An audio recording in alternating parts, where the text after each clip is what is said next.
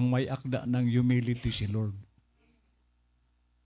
Amen. At pinatunayan niya ang salitang humility nung siya'y bumaba. Saan ka nakakita na si Lord ang may likha ng langit at lupa? Lahat. Universe. Langit. So, kumbaga sa kaya ni Lord na lumikha ng palasyo na titirahan niya. Pero, ipinanganak sa sabsaban ng mga tupa. So, makikita natin ang pagpapakumbaba na pinakita ng Diyos. Na siya, okay, so siguro magbabasa ako ng sa chapter 2 ng Pilipos. Sabi po sa verse 5, mangagkaroon kayo sa inyo ng pag-iisip na ito'y na kay Kristo Jesus din naman. So, wala na si Lord sa flesh sa panahong ito kasi si Pablo ay sumipot 70 AD. Mula pagkabuhay na mag-uli ni Jesus Christ, 70 taon sa kasumipot si Pablo. So wala na siya sa lupa, sa pisikal. Ngayon, ang pangangaral ni Apostol Pablo, magkaroon niya kayo sa inyo ng pag-iisip na ito'y na kay Kristo Jesus din naman. So, gayahin daw natin ang isipan ni Kristo. Magkaroon tayo ng isipan katulad ni Kristo. Ano ba meron si Kristo na ipinangangaral ni Pablo? Sabi sa verse 6, okay, pero sa English, who being in the form of God, okay, na siya bagamat nasaan yung Diyos, ay hindi niya inaring isang bagay na nararapat panangnan ang pagkapantay niya sa Diyos. So, ibig sabihin, noong si Jesus Christ ay bumaba sa lupa, hinubad niya talaga yung pagiging Diyos. Hindi niya ipinantay ang sarili niya sa Diyos. Samantalang siya ay Diyos.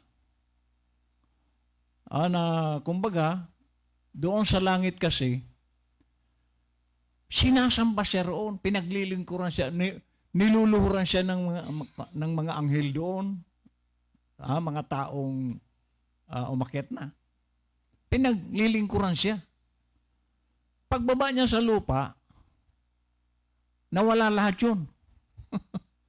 Di ba na parang, kumbaga sa siguro kung ikaw maninibago ka. Dahil doon sa langit, biro mo, pinaglilingkuran ka. Sinasamba ka roon. Di ka ba maninibago? Pagdating mo sa lupa, nawala lahat yun? Ang higaan niya, siguro, sabi nga ni Lord, wala man lang siyang pagpahingahan. Amen. Samantalang doon sa langit, hindi naman siya doon nagpapahinga. Dahil Diyos siya eh. Hindi naman paano matutulog ang Diyos? So, malakas siya. So, ang ibig ko lang sabihin na kung sa atin mangyari yon, maninibago tayo sa kalagayan. Dahil biro mo, kumbaga, galing sa isang natural, di ka ba maninibago? Palasyo ang bahay mo? Mayaman ka? Pagkatapos, bigla ka na lang, yung wala nang bahay? Maninibago ka. Kasi mayaman ka eh. So yan ang kalagayan sa lupa na galing ka sa yaman, bigla kang naghirap. At si Jesus Christ, matindi yung kanyang karanasan. Pero, gusto lang ipakita ni Jesus Christ, kaya nga hindi tayo dapat reklamo ng reklamo. Kung ano man ang ating kalagayan ngayon, paano kung sabihin ni Lord, naranasan nyo na ba ang naranasan ko? At reklamo ka ng reklamo? Kasi tayo, mapaghanap tayo ng kung ano hinahanap natin. Si Jesus Christ, wala nun. Wala siyang hinahanap. Maliban sa mga makasalanan. Oh, pero pansarili niya, wala siyang hinahanap. Nawa natin? So makikita po natin yung kalagayan ni Jesus Christ, sabi rito, ay hindi niya inaring isang bagay na nararapat panangnan ang pagkapantay niya sa Diyos. Hindi niya itinuring yung sarili niya. Kumbaga, ngayong ako'y nasa lupa, kinalimutan ko munang Diyos ako. Kaya ba natin yon? Nakalimutan mo muna kung sino ka? Kasi kapag tayo ang lagi nating iniisip sarili, mataas ang tingin mo sa sarili mo. Si Jesus Christ hindi ganun. Binaba niya talaga. So, hindi niya inaring isang bagay na nararapat panangnan ang pagkapantay niya sa Diyos. Diyos siya, pero inalis niya yung maging pantay siya ng Diyos. Inalis niya yun. Binura niya yun sa isip niya.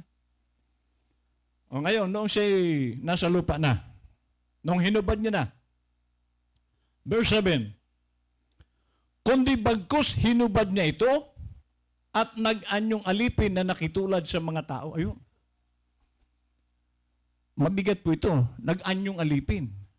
Ay tayo, hindi naman tayo alipin. Pero siya, bakit mo nasabing alipin? Ay sabi ng Bible. Tingnan nyo. Si Jesus Christ ang puno sa kanilang mga alagad. Di ba? 12 yon? Siya yung pinakaulo. Pero noong malapit ng hulihin si Lord, nagkaroon sila ng foot washing. Di ba? Kumuha si Lord ng palanggana at tuwalya. At sabi niya sa mga alagad, kailangan ko kayong hugasan ng paa ninyo. Sabi ni Pedro, Lord, mukhang baliktad na. Ikaw ang aming Panginoon. Dapat kayo ang hugasan namin. Kami ang dapat maglingkod sa iyo, Lord. Hindi mo ako naintindihan, Pedro. Ako ang maghuhugas. So makikita nyo, sa isang literal na isa kang Panginoon, tagahugas ka ng paa ng mga alagad mo. Makikita natin kung paanong ibinaba ni Lord ang kanyang sarili.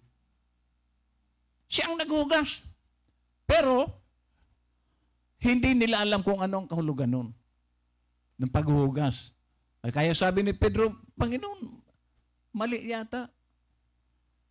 Pedro, kung hindi kita huhugasan ng paa mo, wala kang kaugnayan sa akin. So ang kahulugan pala ng paghuhugas ng Panginoon sa paa, kasi ang paa, ito ang itinutungtong natin sa mundo. Marumi ang mundo. At araw-araw nagkakamali tayo. Nagkakasala tayo. So kailangan natin ang paghuhugas ni Jesus sa ating mga nagagawa. Kaya nang maintindihan ni Pedro, ganun po ba, Lord? Pati ulo ko, paliguan niyo na ako. So, makikita natin, ang isang tao na ayaw magpahugas, ano yun? Dito sa church, ayaw mo magpakorek, wala kang kaugnayan sa Diyos. Kaya nga yung mga tupa, mga membro na hindi, o ayaw nilang tanggapin ang koreksyon ng pastor, walang kaugnayan sa Diyos yan. Amen. So dapat nagpapahugas tayo. Pag pinapayuhan tayo, makinig tayo. So si Lord, lahat ng mga alagad niya na sumusunod sa Kanya, nakikinig kay Lord. So sabi rito,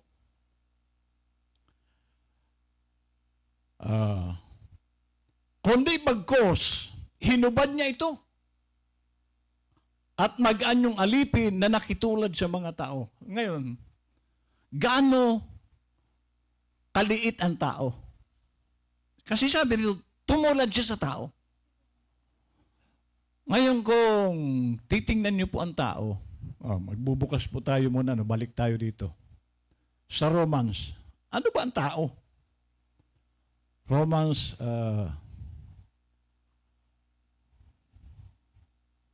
3:10. Ano po sabi rito? Gaya ng nasusulat, walang matuwid. Wala kahit isa. Iyan po ang tao. So sabi ng Pilipos, nakitulad siya sa tao. Ibig sabihin, ang tao wala pong matuwid. Ganyan ang tao. So ibinaba ni Lord ang kanyang sarili, itinulad niya sa hindi siya matuwid. Ang Diyos po ay righteous. Ang Diyos ay banal. Pero, ipinantay na lang ang sarili niya sa tao. Ano pa? Sa verse 23. Verse 23. Sapagkat ang lahat ay nangagkasala nga at hindi nangakaabot sa kaluwalhatian ng Diyos. Yan ang tao. Lahat makasalanan. Pero, tinanggap niya yun. Kaya nga nung siya nasa krus na, ano ba ang kasalanan ni Lord? Kasi ang ipinapako sa krus, mga kriminal. So hindi para kay Lord ang krus. Para yun sa atin sana. Tayo dapat ang ipako sa krus eh. Pero si Lord, hindi niya yun, papel na ipako. Tayo. Pero, alang-alang sa atin, siyang nagpapako. Kaya nga, nung oras na yon, sa krus, lahat ng kasalanan natin, nandoon kay Lord. Ganon niya ibinaba sa biro. Ang sarap-sarap ng buhay ni si Jesus Christ sa langit. Pagbaba. Lalaitin, mumurahin, sasampalin, babatuhin, lalatiguhin, papasa ng krus, namatay sa krus. Nasamantalang sa langit, ang ganda ng buhay niya. Ganyan ang pagbaba ni Lord sa sarili niya. Pagkatapos ikaw, ang taas-taas mo. May sinasabi si Lord, ayaw mo sumunod, ang taas ng tingin mo sa sarili mo. Ang isang taong ayaw sumunod sa salita ng Diyos, napakataas ng tingin niya sa sarili niya. Ako kanyo? Nasamantalang si Lord bumaba, binaba ang sarili. Tayo namang tao, ang yayabang natin. Masyadong mataas. May sinasabi si Lord, ayaw tayong sumunod. Ang sinusunod, kasi ito, tingnan nyo, no? Bakit maraming mga sumusuway? Kasi ang iba sa mga Kristiyano, nakikinig kay Suryano. Ina-adapt yung aral ni Suryano. Kaya pagdating dito, sumusuway na rin siya sa tamang aral. Kasi nakikinig sila doon sa hindi naman tama na mga ngaral. Hello, tama, mali. Pero mo, dating daan, diyan ka nakikinig. Anong klaseng believer ka? Na-adapt tuloy yung aral ng tao. Kaya pagdating dito, yung gusto ni Lord ayaw, hindi niya na magawa. Ang taas. At pagmamataas po yan, na ayaw nating sumunod. Ano sabi? Sapagkat ang lahat ay nangagkasala nga at hindi nangakaabot. Walang makakarating sa pamantayan ng Diyos. Kung tayo lang, wala. Bakit? Tingnan nyo sa chapter 6, verse 23. Anong sabi rito?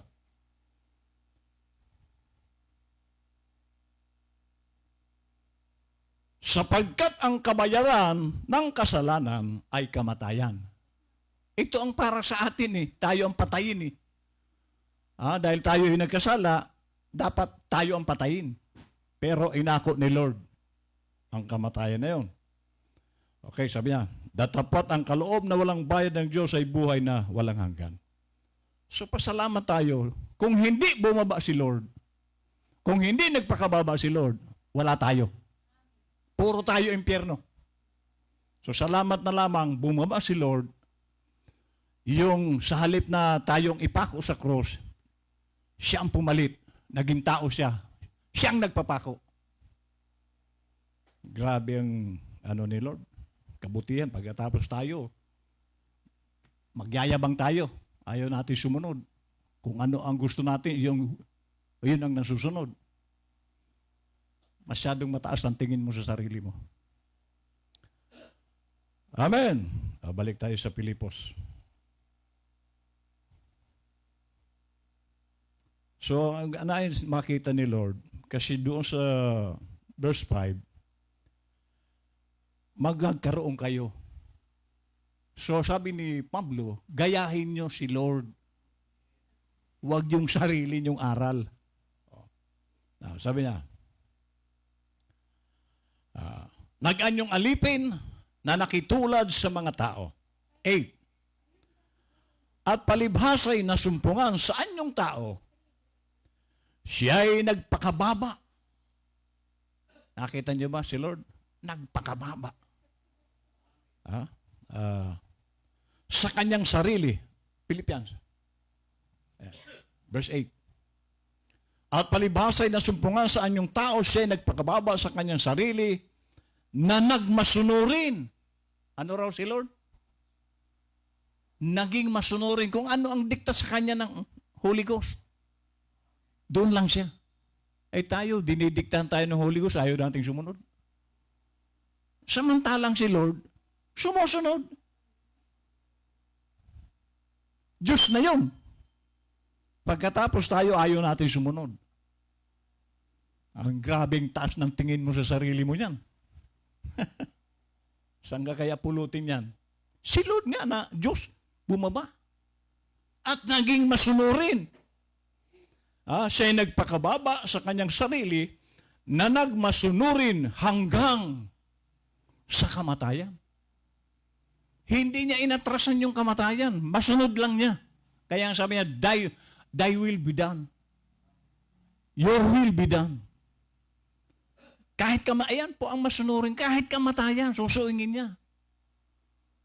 Amen. Hindi siya atras. Hanggang kamatayan sa krus.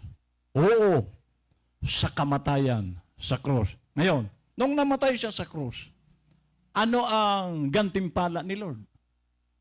Meron bang gantimpala? 9. Kaya siya naman ay pinakadakila ng Diyos at siya'y binigyan ng pangalang lalo sa lahat ng pangalan. Ano sabi? Ay pinakadakila ng Diyos. Ibig sabihin, itinanghal siyang the greatest. At binigyan ng pangalang, alam natin ang pangalan ni Jesus Christ. Yan po ang hari ng mga hari. Iyan ang karangalan tinanggap. Kaya nga yung mga sumusunod, may parangal po yan. Pero kung hindi ka sumusunod, baka kahit na medalyang tansan, wala ka. Di ba? Di ba sa pagka-graduation may medalya? Baka kahit tansan, wala. Kasi ang pinaparangalan lang yung sumusunod.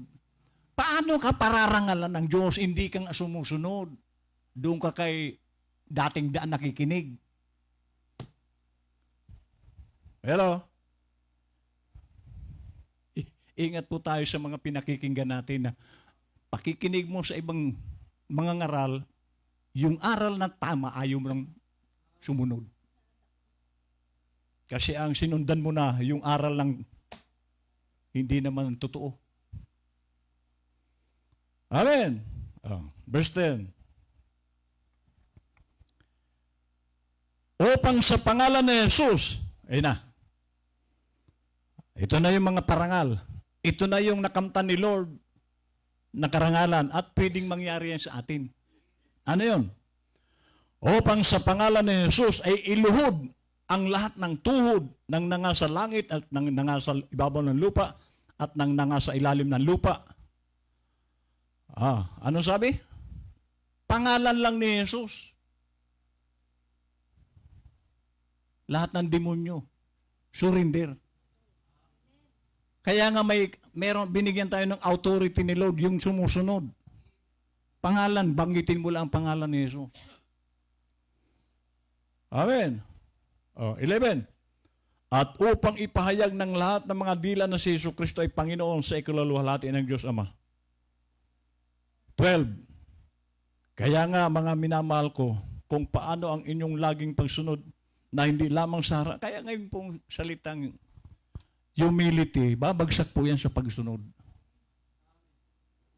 Hindi po magagawa ng taong mataas ang sumunod. Sabi ko nga, paano kaya kung si Brother Dindo, lagi nandito, hinugasan niya yung tricycle ko kahapon ba yan? O nung isang araw.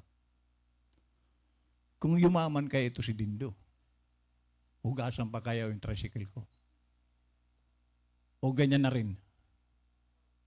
Palagay niyo?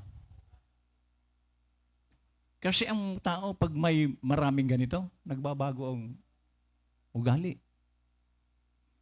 Si Lord, Diyos, hinugasan niya ang mga paan ng mga apostol.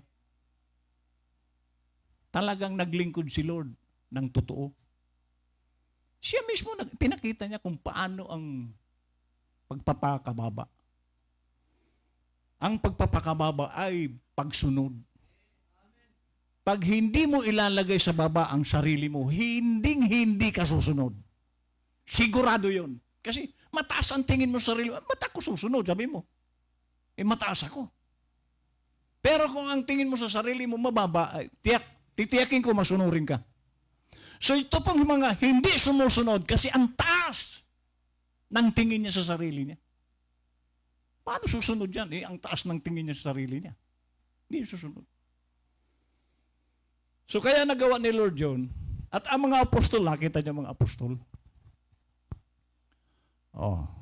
Si Pablo, pinugutan ng ulo sa pagsunod. Hindi niya iniwan yung kanyang tungkulin. Si Pedro, pinako patiwarik. Pinako rin si Pedro sa krus. Nung ipapako na siya, sabi niya, baliktarin niyo ako. Hindi ako karapat-dapat na sa kamatayan na katulad ni Jesus Christ. Kita niyo? Sa sobrang pagpapakumbaba ni Pedro, huwag niyo akong ipako ng pako niyo ko, pabaliktad, sa itaas sa baba ang ulo ko. So makikita niyo ang mga taong mababa, binababa talaga ang sarili. Hanggang kamatayan si Pedro, dinamayan niya si Lord.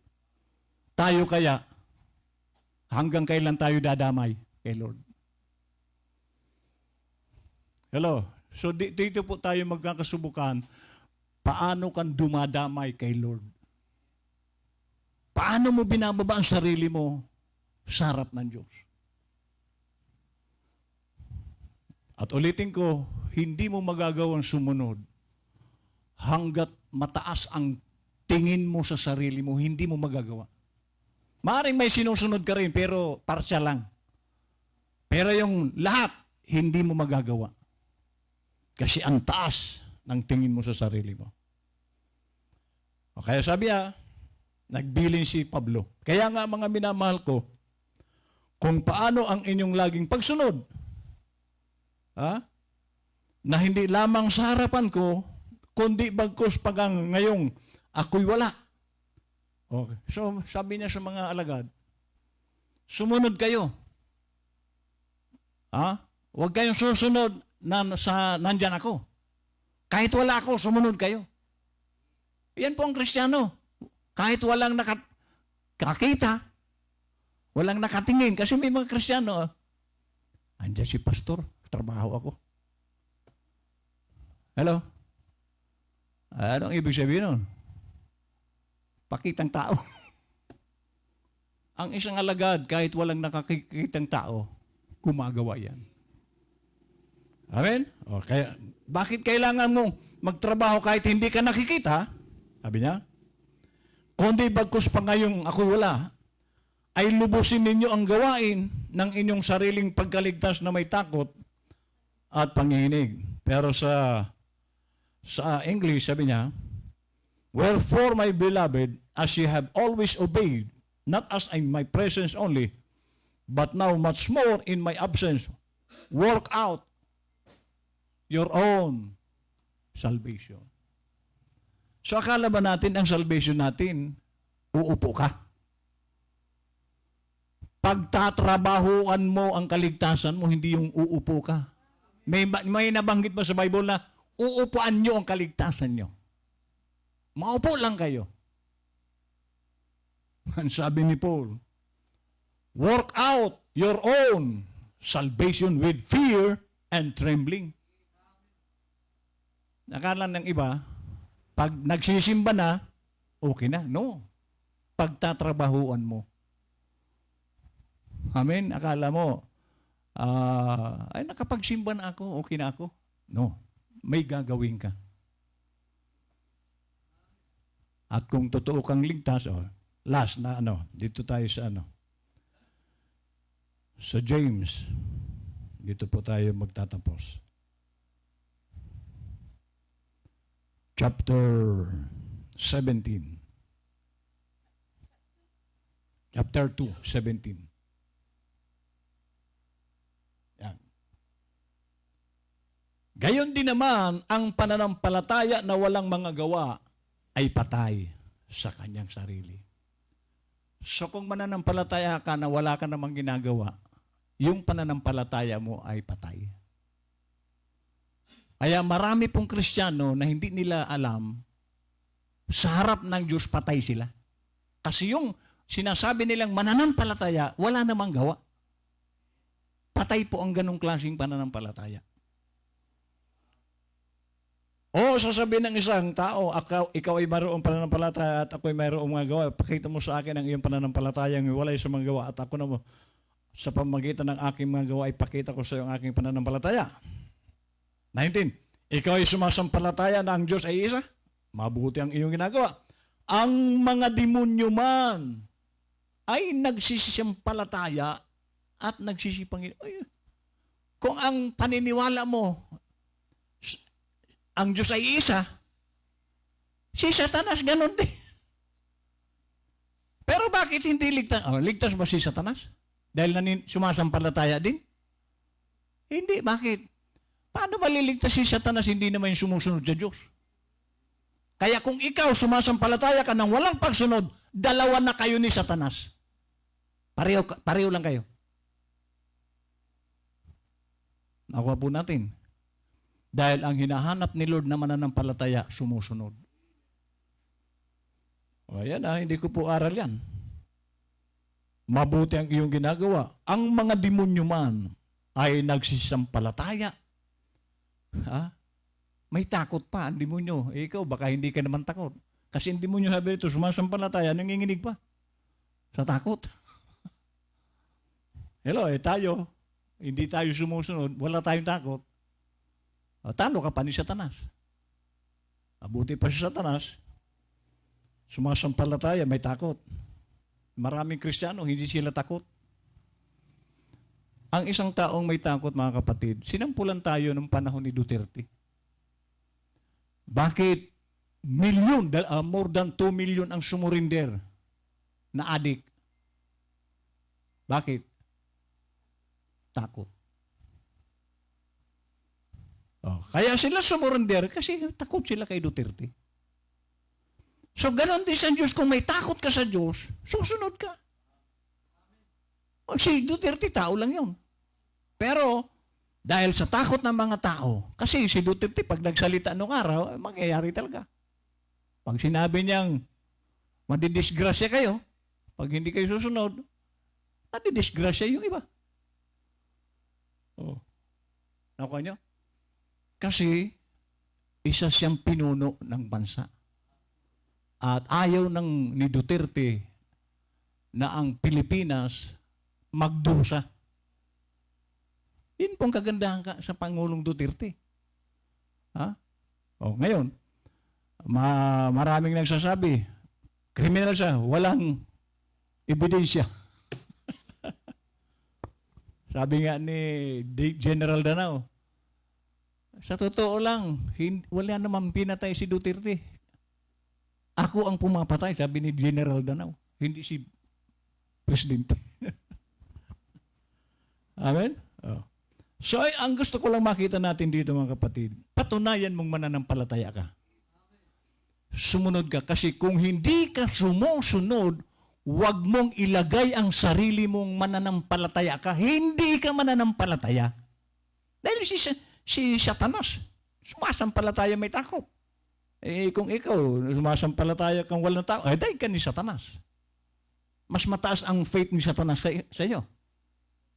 Amen. Kasi ang mananampalataya, marami po ang ebidensya. Sa 12 disciples, isa lang dyan ang Judas. Yung 11 sumunod. Ngayon, bakit naman si Judas nag-Judas? Sama kasi yun sa prophecy. Na merong alagad si Jesus na huhudasin siya. Kasama yun sa prophecy.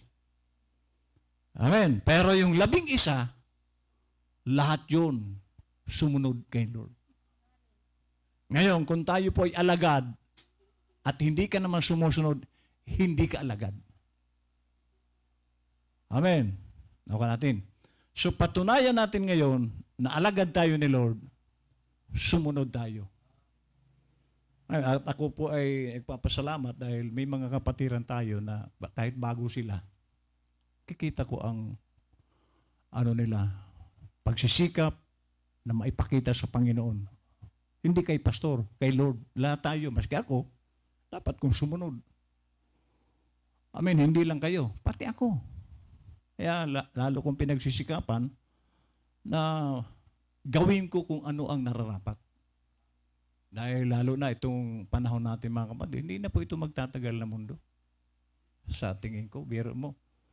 Ang Europe, ulitin ko, mensahe ko nung Sunday, Europe, andyan po ang Katolisismo. Mostly sa relihiyon dyan. Catholic. At ipinagbabawal na doon ang prayer. Bumalik na sa panahon ni Daniel. So history repeats itself. Ngayon kung nandyan ang Katoliko, Catholic country po itong ating bansa. Hindi kaya gumapang din dito ang bawal na ang prayer? At sa panahon ni Daniel, hinuli si Daniel, nasa bahay siya. Nagpipray. Hello. Bawal mag-pray kahit sa bahay ka. Paano na yon? Di lalo na ang fellowship. Pero hindi ako takot sa ganyan. Alam ko kasi ang Bible, hindi sinungaling. Ang taong sumusunod sa Diyos, protektado po ng Diyos yan. Kung sumusunod ka. Pero kung dating daan ang sinusundan mo, anong protection ang... Hello? Ang sundin natin yung aral ng propeta, hindi yung lumang daan. Yung nilulumot na daan. Amen. 20. Datapat ibig mo bagang maalaman o taong walang kabuluhan? Walang kabuluhan pala yung hindi sumusunod. Mananampalataya, hindi sumusunod. Wala ka palang kabuluhan. Datapat ibig mo bagang maalaman o taong walang kabuluhan na ang pananampalataya na walang mga gawa ay baog. Ano yung baog? Hindi nanganganak. Walang bunga. So pag pananampalataya mo ay baog, ibig sabihin, hindi yan magbubunga. Amen. So ngayong gabi, hindi ko alam kung ano ang dadalhin ni Brother Dindo. Sinundan ko lang. Kasi marami namang mensahe. Amen. Kahit na sino tumayo dito, sundan ko, ang daming mensahe sa Bible. Hindi po tayo maubos. Biro mo itong Bible. 66 books ito. At may mga doble dyan. Tulad ng 1 Corinthians, 2 Corinthians. May John, 1 John, 2, 3 John. So, ang daming, 1 Samuel, 2 Samuel. So, ang daming mensahe sa Bible. Kaya, Bible ang binuksan ni Brother Dindo, Bible din tayo. Amen? So, may napulot ba tayo? Iyan po ang ating pagsikapan, maging tagasunod tayo, hindi yung mataas masyado ang tingin natin sa sarili natin. Amen? So, sa Sabado bukas. Brother Edward. Yan ang Kristiyano. May ginagawa. Okay? Tayo po ay God bless.